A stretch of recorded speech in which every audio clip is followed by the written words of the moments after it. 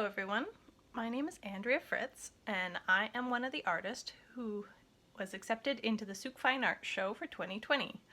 I am a Coast Salish artist and I am from the Hul'qumi'num speaking peoples of the Liaxin First Nations based on Valdez Island, which is one of the Gulf Islands. I am mainly a acrylic artist, but lately I've been working on silkscreen printing as a great way to express my art. So this is some of my acrylic painting. As you can see, it's not very accessible for the average art person, so I had tried printing it professionally, which is still not very accessible to the average art collector. So I thought what would be a good way to make my art very accessible to everyone. And what I came up with was silkscreen printing. And silkscreen printing, I learned, is an actual art form. So I've been practicing silkscreen printing for about 2 years now, and it's been a slow progression because I've been teaching myself, and it's been super fun. So last year I had a piece accepted into the Sooke Fine Arts Show called Damsel in Her Dress, which is a damselfly. And this year I have accepted into the Sooke Fine Arts Show a piece called Ehals, which is a Dungeness crab in my language. And today I'm going to show you my technique for silkscreen printing. I hope you find this enlightening. It's a really fun process. Today I am actually, before I reclaim my screen, I'm going to try printing my crab on some shirts. I usually do a very short run of shirts after I'm done my main design on paper. So I do anywhere from 4 to 20 shirts, not really much at all, but I just thought it was a good way to make my art even more accessible to the average person, and who doesn't love a beautiful shirt?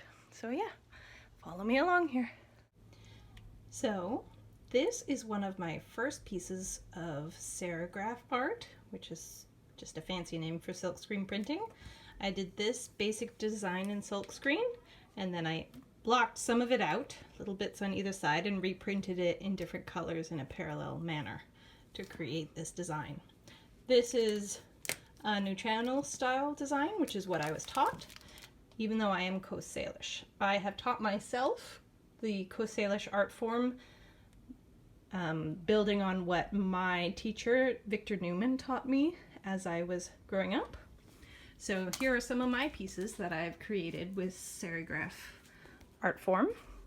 What I try to do when I create a new piece is I try to use something in nature from our area, and I try to make it somewhat realistic, so it's very obvious what I am creating, but I also want to use the traditional art form that I've been taught. So usually I will make 2 forms of each one. So I'll do a set of prints in one color, and then I'll do a set of prints in a different color. And in this way I've actually learned faster about the art form, because then I'm trying out new techniques of how they go together. So, you know, I can sometimes different colors cover up better than other colors. So black covers everything. Blue doesn't cover very well. Gray covers really well. And here I did a beautiful red and black. Red and black always goes great together, but you have to start with the red and then add the black. Here I did a bit of a dark green and purple. Didn't work as well, but I still like it. And one of my favorite ones that I've done recently is the monarch butterfly. So this one is actually, I had most of my prints lately are 2 colors because that's all I have room for on my screens. But this is the basic design that I did for my monarch, and you can see it here as well. But this one I added a background color here. So I had this orange section masked out on a silk screen and printed that, and that's all that was on the paper. And then I added the black over top, and it blocked out everything here. And in this one, all I used was my basic monarch, but then I had a bead of orange and a bead of black, and I pulled it across my silk screen to create this gradient effect, which I really love now. Another great way that I've learned about silkscreen printing is using overlay of colors. So this is my elk that I created, and I thought it would look really good if the antlers were white. It would really make them stick out, but then the background of the elk was a different color. So then I did like a dark brown background, and it really made the antlers stand out, which I love. And this is a really popular one, my black bear, and you can see it's called stewardship, because we have to be stewards of the environment, as in take care of the salmon, because we're not the only ones who use it. But to really make the salmon stand out, I did a very small number where I printed red first and then put the black on over top, and it really made a difference. So I'm happy that I'm trying 2 different prints every time, because it really makes a difference. I almost didn't even try the red, and it's just so much better. Let's see, sometimes my designs are too complicated, like this bumblebee. I guess he's just a regular bee, but he's a little too complicated to try twice, because when you're doing 2 different colors, you print them at 2 different times. So I had to print the yellow first and then line up the black. So to do it again would be very hard. It takes a very long time to manually line up 2 different colors. So that one I only did in orange and black, which makes sense because he's a bee. And today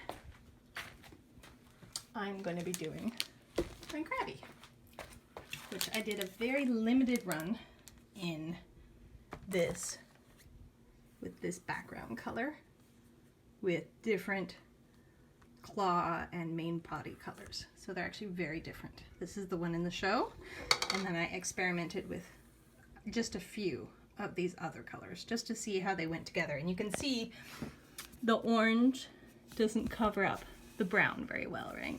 In the eyeball here you can see the orange just doesn't cover it, but the purple covers it. So I've learned a lot from just experimenting and trying one more time in a very limited run. But these colors look absolutely amazing. Right, so I will show you that technique, and I'll discuss a bit about our basic shapes. So here is a print that I did because everyone asks me about Coast Salish art and where it comes from, how it's structured, and I'm actually a teacher of Coast Salish art in the Victoria School District. So this is one thing that I do teach to mostly elementary school students, but anywhere from K to 12. And these are our basic Coast Salish shapes that I've been taught. So we have our crescent shape, our trigon shape, so it's got 3 points. This is our split U, so it's got our U shape with one of the trigons inside splitting it, another crescent, and then our ovoid. So these are our 4 basic shapes. There actually is one more shape, which is an S shape, which you can see very nicely. A very good example of it here in my damselfly from last year. So you can see it basically is just a very elongated S. You can actually have them be very, very curvy, or they can be very elongated like this. They're a very useful shape. But the 5 basic shapes are our S shape, crescent, trigon, split U, and ovoid. And that's what I teach students, and that's all you need to make all of Coast Salish art.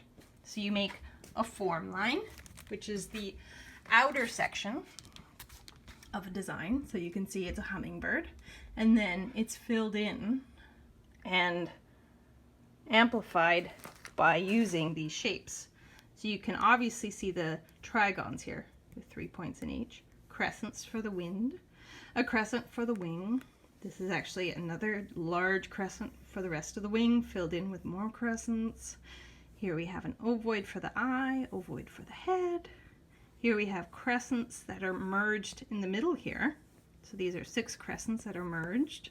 Here we have some S shapes for the leaves on the flower.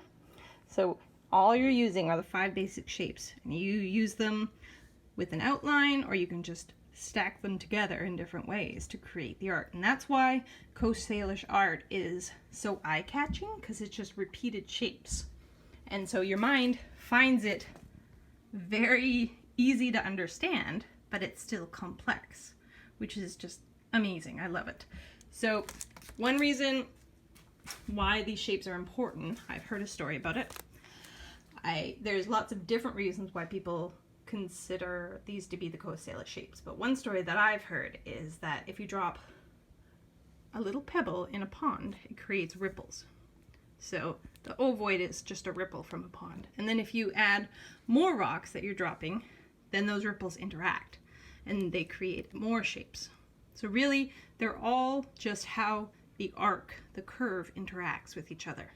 And that makes it super easy to create anything that you can imagine. It's just such a cool art form. I really love it. And kids get so excited about it when you explain just how basic Coast Salish art is, yet how complex you can make something out of just these basic shapes. People are always amazed. And yeah, I love sharing this knowledge. So today we are going to be printing our crab onto some shirts. I have 20 shirts, including one for me and one for my daughter, because we always like to wear my designs. And I'm going to be printing them using silkscreens, because that's the type of art I am working on. So this crab design starts just with a drawing. So when I'm drawing, I try to keep in mind the areas that I'll be filling in, how they'll work together, what kind of colors I want them to be, where the white space is. Because in native art, there is always white space, right? And that's one reason why native art just sticks out to you, because it has really good contrast in large areas of color. So I created this Dungeness crab design from actually looking at a crab and creating a sketch. And I used the Coast Salish shapes to create this design. And then I decided where I wanted the colors. Usually I limit myself to 2 colors, but this time I thought it'd be good to start expanding beyond 2. So I picked 3 colors. So I have my body color right here. And then I have the outer body color plus the inside of the legs, which I thought would be really cool to have as another color. And then I have a third color that I split it into, which is the tips of all the legs, and then some of the facial features here, which if you want to call it a crab face, I guess it is. And then, so what I did was I started with this print, and I printed this, and then I put the piece of paper under here, and then I printed this, and that made 2 separate colors, which you can see in my art piece. So there's 2 separate colors here, right? And then I had the third color in this particular design from that guy in the middle. And so today I'm just going to be doing the 2 colors, because it's very hard to line up 3. And if you have too much paint on a shirt, it can actually get kind of heavy and uncomfortable. So it's better to use as little paint as possible. So I'm just going to do this basic design on 20 shirts. And I will show you my technique for doing that. So when I print, I prefer to print on paper. This paper is specifically designed for silkscreen printing. It's a very nice Stonehenge paper, but I also wanted to learn how to print on shirts. So I bought a different kind of ink to print on shirts. When I'm printing on shirts, we still need a rigid surface. So I use this piece of cardboard. You can see how many times I've used it and how many different designs. And I stick it in my giant pile of shirts that I'm doing, and I'll stick it inside the shirt, in between the front and the back, to create a rigid surface and to protect the back layer of fabric. And then I will put the first print on it. So you can see I have my piece of cardboard inside the shirt, and everywhere I want the design to be needs to have the cardboard behind it. So if I want my crab to fit in here, I need to make sure it's in the right direction. So you can see it just barely fits. So what I think would look really good with this design is if I turn it ever so slightly so he looks like he's crawling off the shirt that way. So that's what I'll be doing today. So I'll start with how I created the design on my silkscreen. I started by taking a pencil, putting my design underneath my silkscreen, and tracing what I wanted to show up here. Then I took my drawing fluid and my paintbrush, because I'm a painter and that's how I wanted my art to be, and I just dip it in my drawing fluid and I painted in the penciled in area, and that created a mask for me to create my stencil. And once I had that, it usually shows up in blue, then I take my screen filler and I put a bead of that across my screen here, and then I take a squeegee, which is ginormous, and oh, I guess I would put the bead here, and then I would pull it across the screen to fill it in, and that is what creates my stencil. So once that dries, then I just use water to rinse out my drawing fluid, and that creates these holes. So you can see straight through them. And when I put my colored ink on the screen, I can use the squeegee to push through a thin layer just in these areas to create my design. So today I'm going to be using Permaset red and Speedball yellow to create a nice orange combination. I'm going to mix them up, and I'll be putting a bead across here, using my squeegee to pull it across, and then it will lay out a nice layer on the shirt. And then once that is dry, I leave it to dry for about a day, then I'll put that exact same shirt under my second silkscreen, and I have to line it up very carefully because I'm doing it manually. It's very hard to do.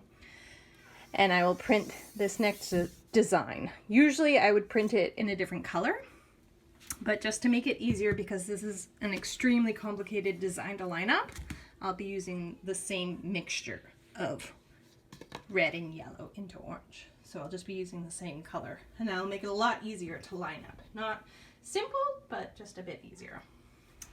Yeah, so that is my technique, and I will show you guys the actual action I'm doing to create that. And then once I am done creating these 20 shirts with prints of my crab on it, I'm going to reclaim my silkscreens. So this is why silkscreen printing is a limited edition, high quality art form, because we reuse these silkscreens. So once I have created the number of pieces that I want to create from this, which usually is between 10 and 40, I'll create a print of that. Then I will actually remove the screen filler, and then I can reuse it to make any design I want next. So here's my silkscreen set up in the hinge clamps. So these are actual clamps. You can see the bottom and the top here, and then you just tighten it into place, and that holds your silkscreen exactly where you want it. There's two of them. And the best part about these clamps is they are also hinges. So you can lift your silkscreen and hinge it up and down. And that gives the added benefit of lifting your silkscreen and taking out the print you just did and putting the next one in. It makes it a lot easier than just manually holding your silkscreen in place. So here is approximately where I would like my crab to be. It has the cardboard behind it, and then I've tried to line it up so that it approximately meets, well, it should almost exactly meet where I want it. But when I lift it, it actually moves the piece of paper a little bit. Anyway, so that is how I've set up my crab with my t-shirt underneath. And that is where I'm going to have my crab printed. So it needs to be very flat.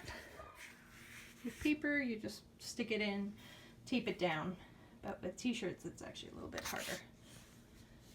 And then I will put my bead of ink across here, pull my squeegee across, and then you will see the beautiful first half of the design show up. And I will do that 20 times. And then I will come back and add the intersection tomorrow, which I will also show you. Alright, so here is the first shirt I'm printing. You can see there's nothing on it, the cardboard's behind it. Lower down my silk screen with my first half of my design. I've mixed up the orange using yellow and red to the color and consistency that I like. And then I'm going to pour it on the top of my silk screen and try to make it a nice even bead. And then I will be pulling this across my screen to make my print. So the first thing I do is a flood stroke, and I need to lift my screen to do that because I want to fill all these empty spaces in my stencil, but I don't want it to be in contact with my shirt because it will flow very strangely if I do that. So first thing I'm going to do is flood my screen. You can see the stencil is now full, and then I'm going to put it down and push all that ink through. And then I just pull it across. So that is now on the shirt, but usually with printing on shirts you need to do more than one pull. With my paper I usually do 2 pulls with shirts. I'll flood and pull anywhere from 3 to 10 times. There's 2, 3, I think I'll do just one more for good measure. 4, and then we'll see what it looks like when I lift the screen up. So, just hold my shirt down, lift up the screen, and there's the first half of the design. I think with my next shirts, I will do at least a couple more pulls to make more of a solid color. And I'll show you next what it looks like after I've added the interior of the crab design. Hi everyone! So today we're going to be doing the second half of our print. And if you look down here, will you show people down here, Burger? So this is the print that we did yesterday, the outer part of the legs and a little bit of the face. And today we're going to be doing the inner part of the crab. So here is the print that we did yesterday. And then we're going to be doing the inside of the crab. And it's very hard to line everything up. So that's one thing that I'm going to be working on very hard today, lining up manually each part. This is the paint that I saved from yesterday, so we have the same color. And this is the print that we're making. So this is the inside. And you can see it's lined up perfectly. And to help me with that, I have a piece of plastic and I've printed the legs on it. And then I line up the shirt with the legs, and then I know that it will line up nicely with my top part. Okay. Opening my paint, and I'm gonna put it on my screen in a bead just like last time. There it is. Hopefully this will be enough paint for all 20 shirts that I'm doing. The first print I'm doing is on my own shirt as an experiment. It's actually quite a bit of paint there. So I got my squeegee and I'm going to flood the screen and then I'm going to print. And like last time, I'm going to do quite a few passes with my squeegee. So I'll do, I think 7 yesterday worked out really well. So I'll do 7 passes with my squeegee and then I'll lift it up and show you the finished product.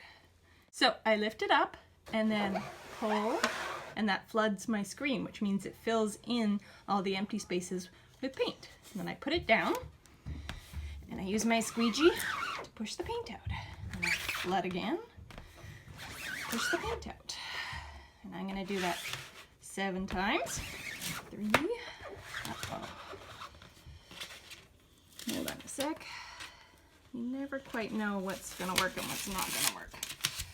All right, 3, 4, 5, 6, 7. All right. Put my squeegee away, and now we're going to lift it and see if it lined up nicely. Hopefully it did. Ta-da! And there is my finished crab product. And you can see the areas where it touches, it lined up quite nicely on this one. I'm very happy with that. And so I'll be working on the other 19 shirts to try and line up my crab. And that is how you do a silkscreen print.